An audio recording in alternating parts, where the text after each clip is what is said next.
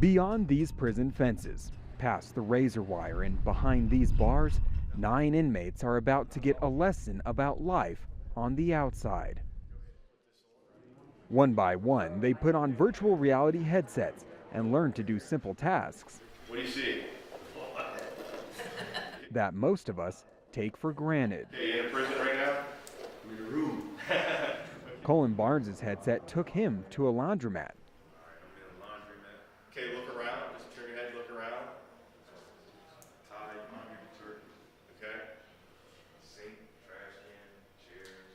Where he had to use a debit card. I'm used to having, cash. Then hit start.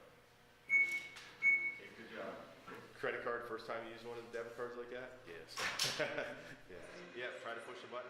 The technology teaches inmates like Eric Davis how to walk away from conflict. Oh, you're a tough guy, huh?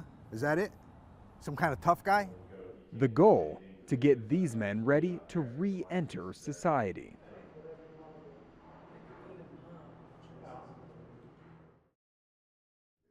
That's because Davis went to prison before anyone had cell phones or the internet, when Top Gun was tops in the box office The need for speed.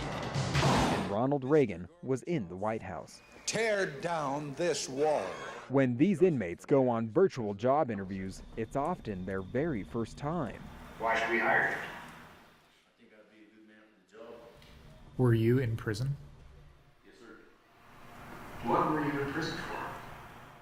2 counts of second-degree murder. I appreciate your honesty. That's right. Each inmate in this program is a murderer. Police believe 2 men in a dark car pulled up beside him. Robbery at this point in time is the motive that we're investigating into. In 1986, Eric Davis shot and killed Larry Johnson near Southwest Plaza Mall.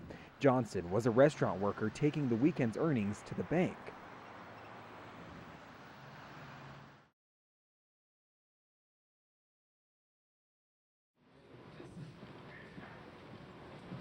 Davis was still a teenager when he was sentenced to life without parole.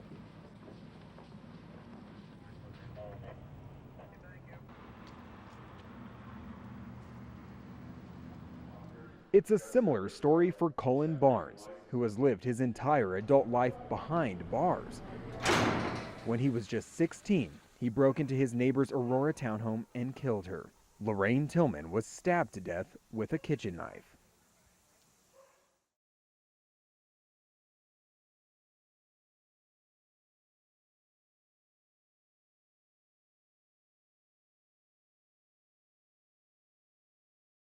Barnes was tried as an adult and was sentenced to 84 years in prison. He says he thinks about his victim and her family every day.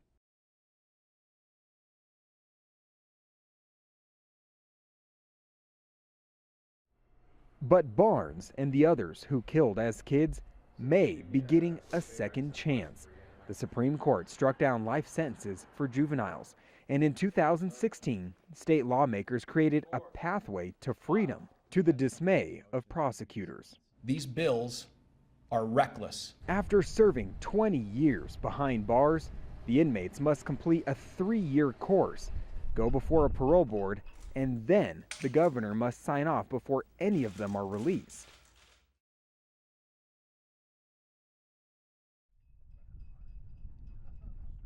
For many of the men, that has never been a possibility. It may be a long shot, but it's a chance.